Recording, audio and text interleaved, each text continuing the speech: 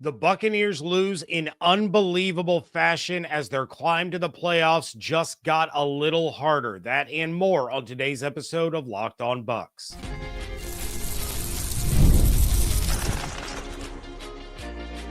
You are Locked On Buccaneers, your daily Tampa Bay Buccaneers podcast. Part of the Locked On Podcast Network, your team every day. What's up, and welcome into this live post-game reaction episode of Locked On Bucs, your daily podcast covering the Tampa Bay Buccaneers, part of the Locked On Podcast Network, your team every day. I want to thank you for making Locked On Bucs your first listener view every day. Don't forget you can subscribe or follow for free on YouTube or wherever you get your podcasts. And of course, you can follow along on Twitter. I am James Yarcho at JYarcho_Bucs, here with you every Monday through Friday, along with the everydayers. And for that, I want to share my appreciation for your continued support of the show. One of the ways you can support the show is become a Locked On Bucs insider. You're going to get news, rumors, updates, general thoughts, one-on-one conversations with me via text message, no ads or hashtags or anything like that.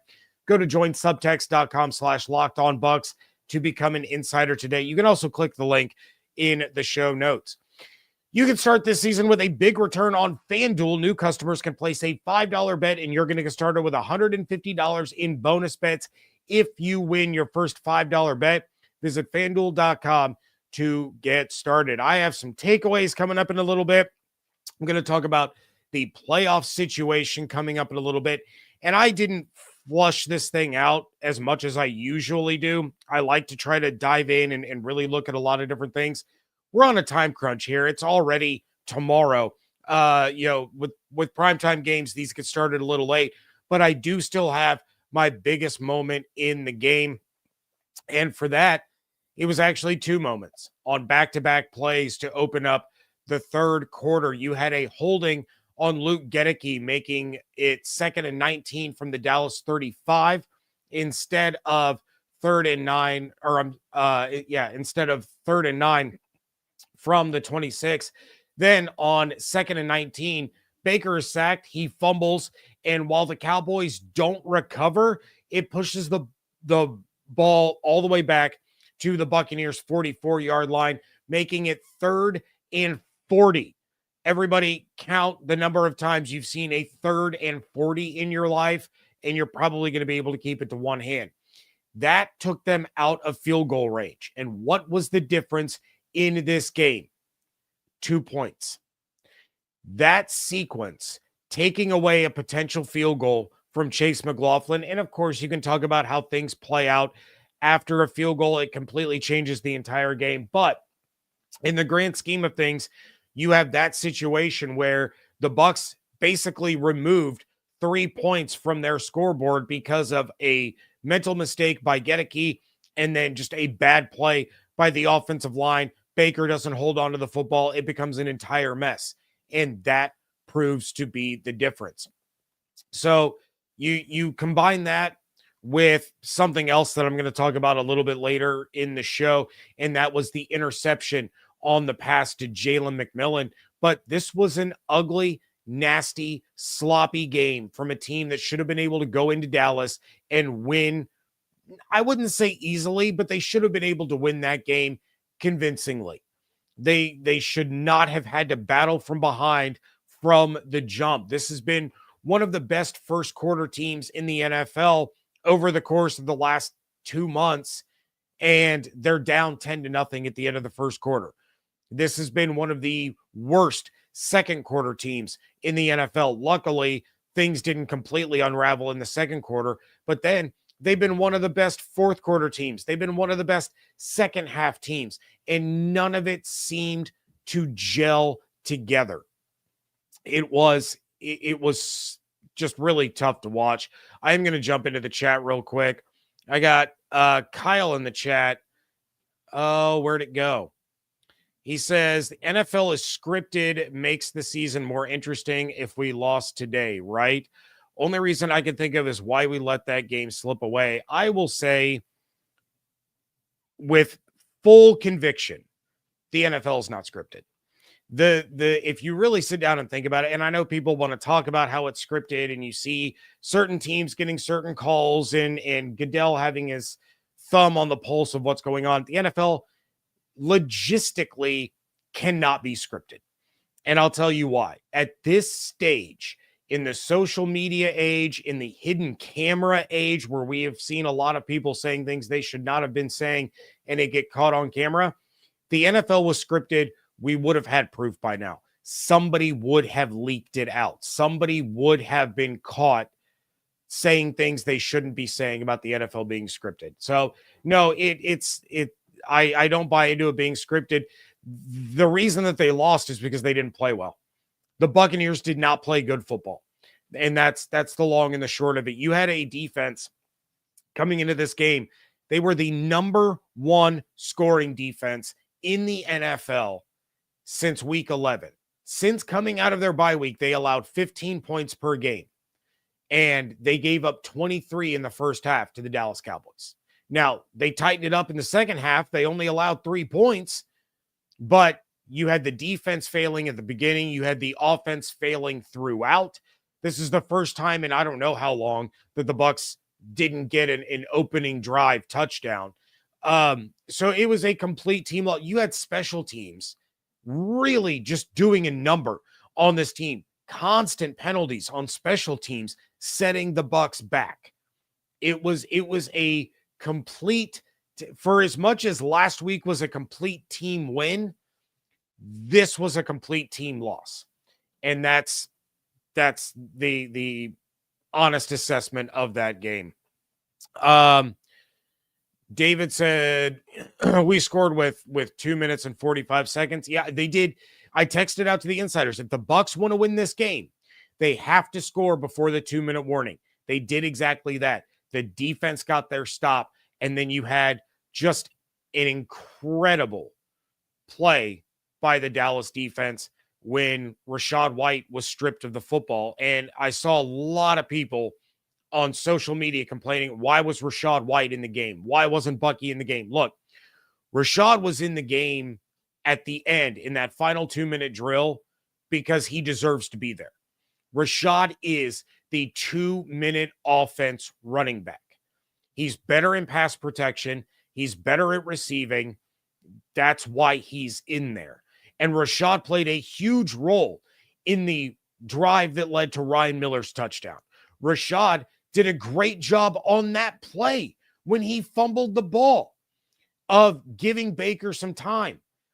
He picked up his blitz. He took care of business. And then who was the safety valve sitting there for Baker to get rid of the football? It was Rachaad. He did all the right things until it came time to go down to the ground. And I know he was holding the football out there with one hand for a minute, but when he went to get tackled, he had both arms on that football and he was trying his best to protect it. You have to tip your hat to defensive players when they make plays. And that's exactly what happened in that situation. That was a phenomenal defensive play. And it sucks for Rachaad, and it sucks for the Buccaneers, who looked like they could have stolen this game from the Cowboys. But in no way am I going to sit here on this show and advocate for Rachaad White to not be on the field when the Bucs are in their hurry-up offense. You go back to any game this season. You go back to the end of the first half when the Bucs marched right down the field and scored a touchdown to Jalen McMillan. Who was the running back on the field? It was Rachaad. Rachaad was the right choice, and I'm not going to fault them for that. As electric as Bucky is, and he makes plays in the passing game when he's able to get his hands on the ball, he is nowhere close to as good as Rachaad White is in pass protection, and that's what you need. You need the running back that you trust to pick up the blitzes. The problem was the Dallas defense brought blitz after blitz after blitz, and they consistently brought more players than the Bucs were able to block. Again, you tip your hat. That was one hell of a defensive performance by the Dallas Cowboys. I'm going to get into my biggest takeaways coming up after this. That is next on today's episode of Locked On Bucs, part of the Locked On Podcast Network, your team every day.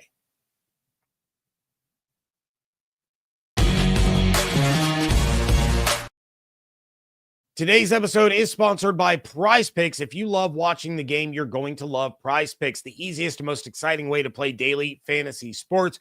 Whether it's football, basketball, any of your other favorite sports, Prize Picks makes your holidays bigger and brighter. You can now win up to 1,000 times your money on Prize Picks. Plus, this holiday season, they're giving away $30+ million in rewards during Picksmas and offering 2 free picks in December. And when your picks hit, Prize Picks makes it easy to cash out. You can get your money in as fast as 15 minutes. And it's not you against thousands of other players. It's just you against the numbers. So download the Prize Picks app today and use code LOCKEDONNFL, all lowercase, all one word, to get $50 instantly after your first $5 lineup. That's right, $50 instantly when you play just $5. Prize Picks, run your game. Thank you again for making Locked On Bucs your first listen review every day. I'm going to start things off on the defensive side of the ball on this one, and I'm going to get to more comments. Trust me, I see you guys blowing up the chat. I appreciate each and every one of you staying up late with me, but I'm going to start with the defense on this one. It was a rough start for this defense, but that was a strong finish. Cooper Rush in the first half went 18 of 24 for 220 yards. That's the most yards he has ever thrown for in a half in his career, and had a touchdown. The Cowboys were 5 of 9 on third down. They had 4 plays of over 20 yards. And because of that, the Bucs were trailing 23-14 at halftime. In the second half, the Bucs defense allowed 3 points. 3.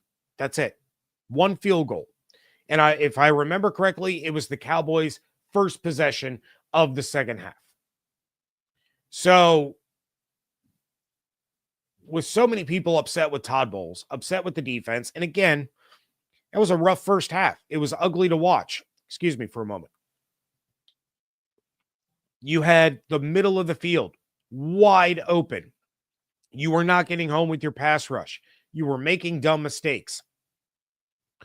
But when it mattered, the defense clamped down.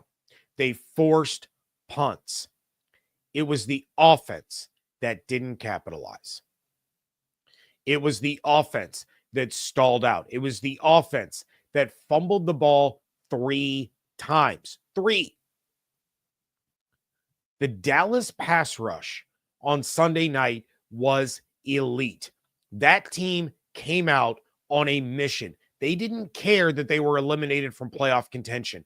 They didn't care that they were missing a bunch of players due to injury. They didn't care that the Buccaneers just absolutely bludgeoned the Chargers. The Cowboys came out to prove something. Now, they might have saved Mike McCarthy's job. And I don't know if that's something Dallas fans actually want. But those guys were out there playing for pride. They hurt their draft position. But you know what? The players don't care about that. Because whoever gets drafted is coming in to take one of their jobs. They were bringing non-stop pressure, and the Bucs had no answer. But on top of that, on top of the pressure that they brought, the coverage down the field was fantastic. They were guarding Mike Evans beautifully. You couldn't ask for better coverage against one of the best receivers in the NFL than what Dallas did on Sunday night. I think Evans finished with 69 yards, just a little bit shy of that 82.5 that he needed per game the rest of the season to hit that 1,000 yards. 1,000 yards is still well within play. Well within play. I haven't done the numbers on it exactly. I don't know the average over the last 2 games. I'll talk about that tomorrow. But they weren't going to let Mike Evans be the reason that they lost that game. You had a fantastic interception that I'm going to talk about here in just a second that took away a touchdown. You had that incredible strip of Rachaad White to seal the game. And that was just a good play. Again, Rachaad had both hands on the ball. That was pure strength and willpower to steal that ball away from Rachaad White. So I'm not putting this game on the defense. Yeah, they kind of dug a little bit of a hole, but you know what? The offense didn't answer, and they had chances. They were way too pass happy at the beginning of that game. Then they turn around and they keep giving the ball to Rachaad White, and what happens? They score, or they keep handing the ball to Bucky Irving. What happens? They score a touchdown. Bucky Irving gets in the end zone on a drive of nothing but Bucky and Mike Evans. Touchdown. I think Liam Cohen might have overthought this game plan. The game plan was simple. And when the Bucs were running the ball, they were running it down their throats all night long. Mike Tirico even said at one point during the broadcast, anytime Bucky Irving touches the ball, it seems like it's a first down. Overthought it. My biggest takeaway on offense, though, is that Jalen McMillan is still cooking. Jalen McMillan was fantastic in this game. He was. He had a great sideline catch during the 2-minute offense. He should have had a touchdown. And now I'm going to talk about that interception because here's my issue. A tie goes to the offense, right? That's the rule that we've always known, that we've always understood. Tie goes to the offense. So I have two problems with that being ruled an interception.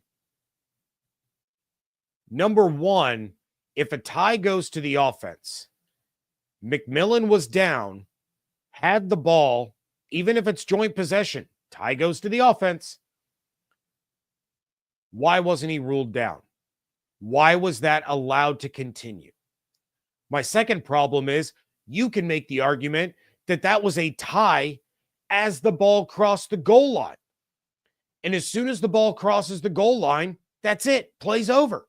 That's a touchdown. Instead, it was an interception. So I'm not really sure what to think about that particular play. And of course, everybody was going nuts about how incredible of an interception it was and how amazing it was. And to me, I've watched it a dozen times. Tie goes to the offense. McMillan was down while being touched. It's either a touchdown because it crosses the goal line or it's first and goal from inside the one. Why the refs let that play continue is beyond me. But that brings me to my final point. The officiating in this game was absolutely horrendous. And it's not the reason that the Buccaneers lost. Do not get me wrong. I am not blaming officiating for the Buccaneers losing. I am blaming the Buccaneers for not playing the way that they should have. But it didn't help. Early in that game, you had a blatant hold of Levante David. He was tackled from behind. No call.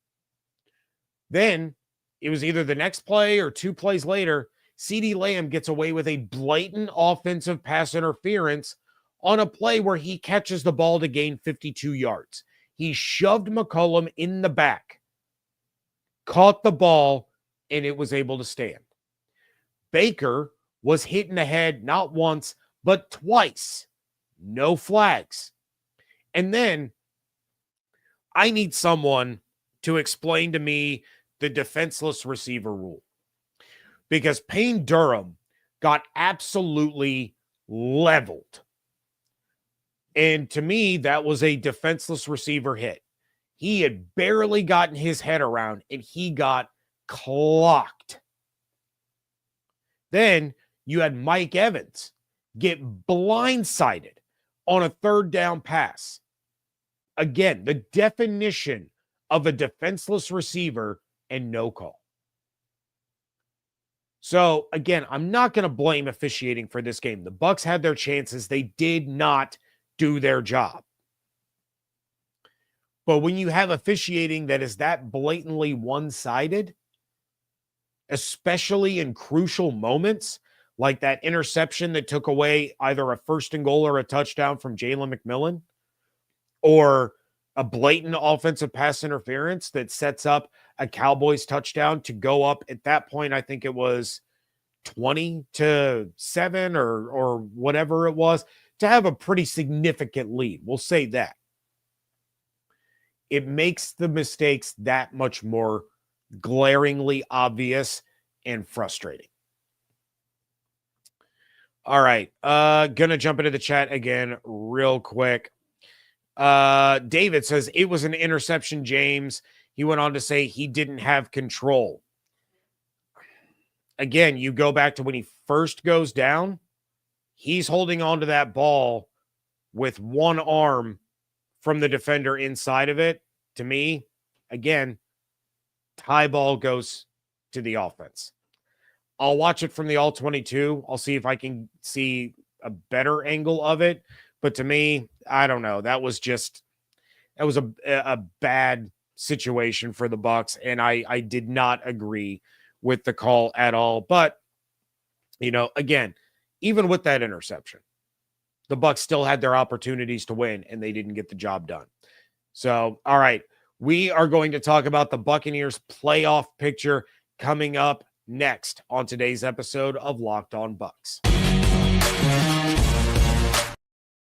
Get ready to tackle the NFL action with FanDuel, America's #1 sportsbook, because right now, new customers can bet $5 and get $150 in bonus bets if you win. The FanDuel Sportsbook app gives you everything you need to place live bets on the NFL all in one place. So when you get a hunch in the middle of a game, you can check out the latest stats, view live play-by-play, and so much more on the same page where you place your bets. The Buccaneers are still the favorites to win the NFC South at -135, but the Falcons are breathing down their necks at +115. No line yet for the Buccaneers and Panthers this coming weekend, but I get the feeling the Bucs are going to be home favorites in that one. Visit FanDuel.com to join today, and you're going to get started with $150 in bonus bets if you win your first $5 bet. That's FanDuel.com. Never waste a hunch and make every moment more with FanDuel, an official sportsbook partner of the NFL. Wrapping things up here on a post-game live reaction episode of the Locked On Bucs podcast. And let's see, we got Narav says, random suggestion. If we do the FSU war chant, do you think we'll get more calls? No, please don't do that.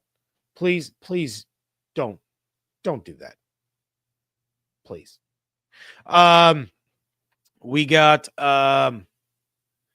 Fausto in the chat says it needed to be called a touchdown and let the review handle it. I like that idea even better, honestly. But at the same time, turnovers are automatically reviewed, so review should have been able to handle it, and they should have been able to get the call right. Again, that's the way I saw it. I know some other people saw it that way. Some people saw it as David did. He said J-Mac didn't have control. He agrees with the interception call. That's why the officials get paid to do what they do. They don't always do it right. They don't get everything right. But you know what? You also have to sit there and say they make a lot of really, really great calls in real time that are really hard to see. And, that's why they're all the way up at the NFL. So let's talk about the Buccaneers playoff situation, because they are no longer in control of their own destiny. They are now in second place in the NFC South, tied with the Falcons at 8-7. The Falcons, of course, have the tiebreaker. So what needs to happen? We're going to start with the easiest stuff first. Washington Commanders win. The Bucs win. The Bucs are back in first place when they face the Saints in Week 18. And in that situation, the Bucs win. They win the division. It will not matter if the Falcons beat the Panthers or not. With a Washington Commanders win and a Buccaneers win, they're back in first place and they control their own destiny. That's the easiest route. We are all cheering for David Harrison and the Locked On Commanders everydayers over there to beat the Atlanta Falcons at home this week. Now, what about some other scenarios? What else are we looking at? Let's say that Michael Penix Jr. goes into Washington and beats the Commanders. If that's the case, you as a Bucs fan need to root for the Dallas Cowboys to beat the Commanders in Week 18. If that is the case, if Washington loses their next 2 games and the Bucs win their next 2 games, the Bucs are getting in as a wild card. So there's still a chance that they make the playoffs, even if they don't win the South, but it's going to take a Falcons win and a Cowboys win in order to make that happen. I think it's far more likely that the Falcons lose to the Commanders than they lose to the Panthers in week 18, but the Panthers are playing tough football, and Michael Penix Jr. will see. Now, what about another convoluted scenario? Let's say on Monday night, the New Orleans Saints upset the Green Bay Packers. If that happens, you need to root for the Minnesota Vikings in week 17 and the Chicago Bears in week 18. You would also need the Falcons to beat the Panthers. If all of that happens, if the Packers lose their next 3, the Bucs win their next 2, and the Falcons win in week 18, that gets the Bucs into the playoffs over the Packers. If that happens, and you get a Dallas win over Washington, the Bucs are the 6th seed instead of the 7th seed. So the Bucs being the 6th seed as things stand right now would mean that they face the Los Angeles Rams. If they go in as the 7th seed, they're going to face the Atlanta Falcons. That's obviously the longer shot to happen. The easiest road is exactly what I've been talking about, and it's the Commanders winning next week and the Bucs winning out. I told you all 2 months ago that the Bucs needed to go 6-1 after the bye. We thought that loss was going to be to the Chargers. Looking at it on paper, looking at the matchups, we thought it would be against the Chargers, but it wasn't. It was Dallas in prime time because the Bucs cannot win in prime time with Baker Mayfield as their quarterback. I don't know why. That's just the math. They're 0-6 in the Baker era in regular season primetime games. All that said, the numbers game remains intact. The Bucs have to go 6-1. The Falcons have to go 3-3. The Buccaneers win the division. Do not be fooled by the Falcons' win on Sunday. They benefited from not 1, but 2 defensive touchdowns. This was not a Michael Penix coming out party. It was a defensive beatdown on the Giants and their terrible quarterback. This Dallas game was a heartbreaker, guys. It was. But it's not the end of the season. It is simply staying the course of what we all knew they needed to accomplish over a 7-week span. And that was, you can only lose 1 game. It would have been awesome for the Bucs to rattle off 7 straight. It would have been so much fun to watch them win in prime time in Jerry World. Didn't happen.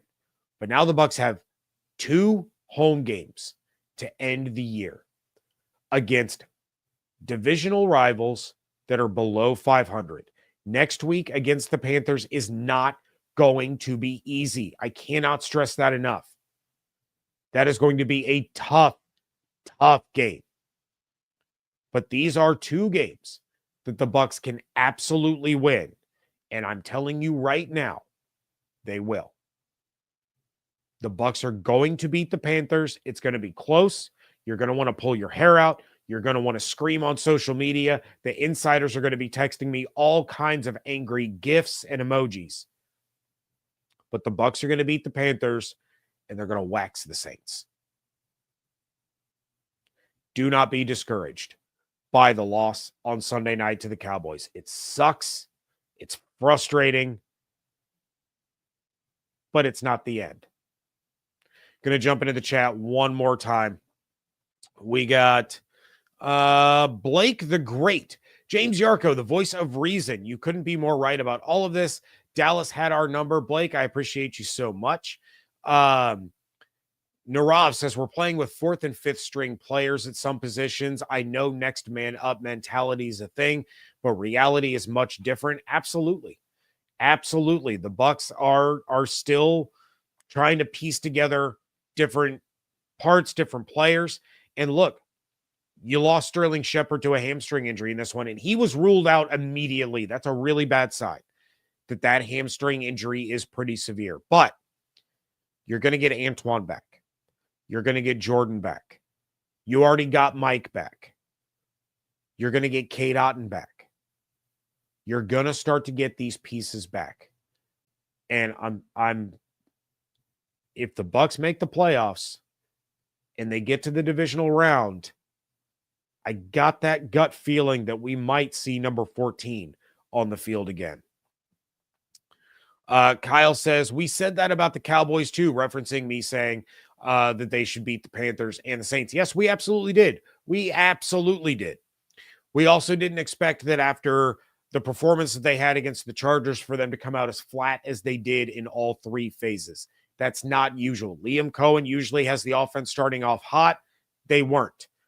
The defense that has been playing really, really well since they came out of the bye week, they did not start strong. The special teams, unmitigated disaster, penalty after penalty after penalty. This was the Bucs shooting themselves in the foot over and over and over again. These boys are going to be ready to play on Sunday. They are not taking this loss well. They are not happy with themselves, and that's going to show on Sunday. I can promise you that. Let's see. You know I'm right with the Bolts, AV, there. I don't see us beating Carolina. Well, you know I'm right. I don't know that you're right on that one.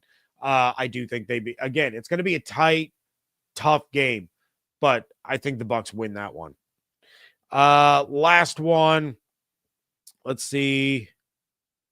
Fausto says Godwin said he will try and be back. Tones Mac in the chat says Godwin in all caps with a question mark. He said if everything goes right with his recovery, with his rehab, he could be back for the playoffs. Just saying. I'm just saying. And I'm also just saying that that's going to be it for this episode. Please check out everything going on Twitter at Locked On Bucs, at JYarcho_Bucs. Make sure you are subscribed on YouTube with those notifications turned on so you know every time I go live, as well as your favorite podcast platform. Become a Locked On Bucs insider. Go to joinsubtext.com/LockedOnBucs or click the link in the show notes. Hope you all have an absolutely outstanding day. Stay safe, stay healthy, fire the cannons. Want to thank you so much for joining me right here on a late edition of Locked On Bucs, part of the Locked On Podcast Network, your team every day.